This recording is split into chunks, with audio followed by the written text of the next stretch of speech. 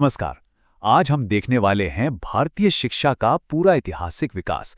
मतलब बिल्कुल शुरू से प्राचीन गुरुकुल से लेकर मॉडर्न इंडिया के जो बड़े बड़े एजुकेशन कमीशंस बने हैं, सब कुछ कवर करेंगे। खासकर अगर डीएसएसएसबी पीआरटी की तैयारी चल रही है तो ये एक पावर पैक्ड रिवीजन सेशन होने वाला है। तो आज हम क्या क्या देखने वाले हैं? सबसे पहले वैदिक पीरियड, फिर बुद्धिस्ट और मुस्लिम पीरियड। इसके बाद तीनों का एक क्विक कंपैरिजन करेंगे। फिर देखेंगे एजुकेशन कमीशंस की पूरी टाइमलाइन, और उसमें भी कोठारी कमीशन पर हमारा स्पेशल फोकस रहेगा। और लास्ट में एक छोटा सा रिवीजन और प्रैक्टिस टेस्ट भी होगा। तो चलिए फटाफट शुरू करते हैं। तो चलिए शुरू करते हैं सबसे पहले प्राचीन भारत की शिक्षा की नींव से, यानी वैदिक काल से। जैसा कि नाम से ही पता चल रहा है, ये वो दौर था जब सारी शिक्षा वेदों पर आधारित थी और ये दी जाती थी गुरुकुल सिस्टम के जरिए। अच्छा, वैदिक एजुकेशन के कुछ की फीचर्स देख लेते हैं जो सीधे सीधे एग्जाम में पूछे जाते हैं।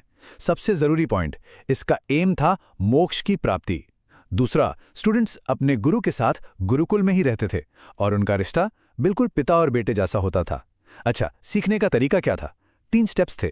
श्रवण मतलब सुनना, मनन मतलब उस पर सोचना विचारना, और निधिध्यासन यानी मेडिटेशन करना। और करिकुलम में सिर्फ वेद ही नहीं थे, आयुर्वेदा और मिलिट्री एजुकेशन जैसे प्रैक्टिकल सब्जेक्ट्स भी शामिल थे। तो इस पूरे पीरियड से एक बात जो बिल्कुल नहीं भूलनी है वो ये है कि वैदिक शिक्षा का अल्टीमेट एम क्या था? मोक्ष था। मतलब जीवन मृत्यु के चक्र से आजादी। ये एग्जाम के लिए वेरी इंपॉर्टेंट पॉइंट है। चलिए, वैदिक काल के बाद अब आगे बढ़ते हैं और देखते हैं कि बौद्ध काल में शिक्षा का क्या सीन था। अब एजुकेशन का सेंटर गुरुकुल से शिफ्ट होकर मठों और विहारों में चला गया और शिक्षा देने का काम बौद्ध भिक्षु करते थे। तो बुद्धिस्ट एजुकेशन की भी अपनी कुछ खास बातें हैं। देखिए, यहाँ एम मोक्ष नहीं बल्कि निर्वाण की प्राप्ति था। एडमिशन के लिए एक सेरेमनी होती थी जिसका नाम था पबबज्जा। एक और बड़ा फर्क ये था कि पढ़ाई सिर्फ संस्कृत में नहीं बल्कि लोकल लैंग्वेजेस में भी होती थी। और करिकुलम में त्रिपिटक तो था ही, साथ में कताई बुनाई जैसी प्रैक्टिकल स्किल्स भी सिखाई जाती थीं। यहाँ से एक और इंपॉर्टेंट एग्जाम फैक्ट निकल कर आता है, पबबज्जा। ये क्या था? ये बुद्धिस्ट पीरियड में मठों में एडमिशन के लिए होने वाली इनिशिएशन सेरेमनी थी। इस शब्द को अच्छे से याद रखना है। इसके बाद आता है मुस्लिम पीरियड, और यहाँ एजुकेशन सिस्टम में एक और बड़ा शिफ्ट देखने को मिलता है। इस दौर में एजुकेशन का मेन एम था इस्लामिक वैल्यूज और लॉज को फैलाना। प्राइमरी एजुकेशन के लिए मकतब होते थे और हायर एजुकेशन के लिए मदरसा। यहाँ पर्शियन और अरबिक कंपल्सरी लैंग्वेजेस थीं। एडमिशन सेरेमनी को बिस्मिल्लाह कहते थे, और हाँ, यहाँ मेथड्स में रटने मतलब मेमोराइजेशन पर काफी जोर दिया जाता था। तो यहाँ से जो सबसे जरूरी एग्जाम फैक्ट है वो है मकतब और मदरसा के बीच का फर्क बिल्कुल क्लियर रखना है। मकतब थे प्राइमरी एजुकेशन के लिए और मदरसे थे हायर लर्निंग के लिए। ये डायरेक्ट क्वेश्चन बनता है एग्जाम में। तो अभी तक हमने 3 पीरियड्स देख लिए हैं, है ना? चलिए अब एक क्विक कंपैरिजन कर लेते हैं इन तीनों का, ताकि सारे डिफरेंसेस दिमाग में एकदम सेट हो जाएं। तो इस टेबल को देखिए। एम की बात करें तो वैदिक पीरियड में मोक्ष, बुद्धिस्ट में निर्वाण और मुस्लिम पीरियड में इस्लामी प्रचार। मेथड देखें तो वैदिक में श्रवण मनन, बुद्धिस्ट में ओरल डिस्कशन और मुस्लिम पीरियड में रटना। जगह की बात करें तो गुरुकुल, फिर विहार और मठ, और फिर मकतब मदरसा। टीचर स्टूडेंट रिलेशनशिप और सब्जेक्ट्स में भी आपको साफ साफ फर्क दिख रहा होगा। तो ये तो थी एंशिएंट एजुकेशन की बात। अब जंप करते हैं मॉडर्न एजुकेशन की तरफ। अब हम उन कमीशंस और कमिटीज की टाइमलाइन देखेंगे जिन्होंने आज के इंडियन एजुकेशन सिस्टम की नींव रखी, पहले प्री इंडिपेंडेंस और फिर पोस्ट इंडिपेंडेंस। चलिए जल्दी से देखते हैं आज़ादी से पहले के कमीशंस। 1835 मकॉलेज मिनट्स, इन्होंने कहा वेस्टर्न लर्निंग को इंग्लिश के थ्रू पढ़ाओ। 1854 वुड्स डिस्पैच, इसे Magna Carta of English education भी कहते हैं, वेरी इंपॉर्टेंट। 1882 हंटर कमीशन, इनका फोकस था प्राइमरी एजुकेशन पर।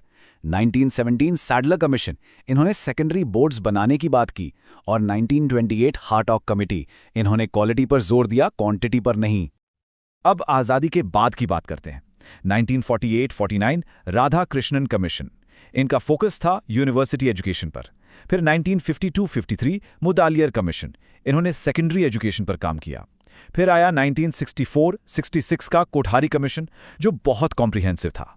इसी के आधार पर 1968 की नेशनल पॉलिसी ऑन एजुकेशन बनी। 1986 में न्यू एजुकेशन पॉलिसी आई जिसने वोकेशनलाइजेशन पर जोर दिया, और 1992 में इसी को रिवाइज किया गया। तो अब बात करते हैं उस कमीशन की जो डीएसएसबी एग्जाम के लिए सुपर इंपॉर्टेंट है, कोठारी कमीशन। इसे इंडियन एजुकेशन हिस्ट्री का सबसे इन्फ्लुएंशियल कमीशन माना जाता है। क्यों? क्योंकि इसने पहली बार पूरे एजुकेशन सिस्टम को एक साथ देखा था। तो इसकी मुख्य रिकमेंडेशंस क्या थीं? एक एक करके देखते हैं।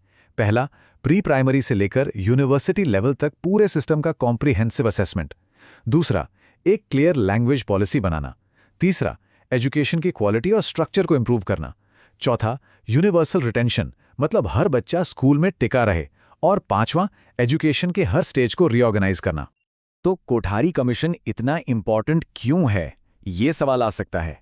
इसका जवाब सिंपल है, क्योंकि ये पहला कमीशन था जिसने इंडिया के पूरे एजुकेशन सिस्टम को एक साथ असेस किया, और इसी की report national policy on education 1968 का फाउंडेशन बनी थी। ओके, तो अब तक हमने काफी कुछ कवर कर लिया है।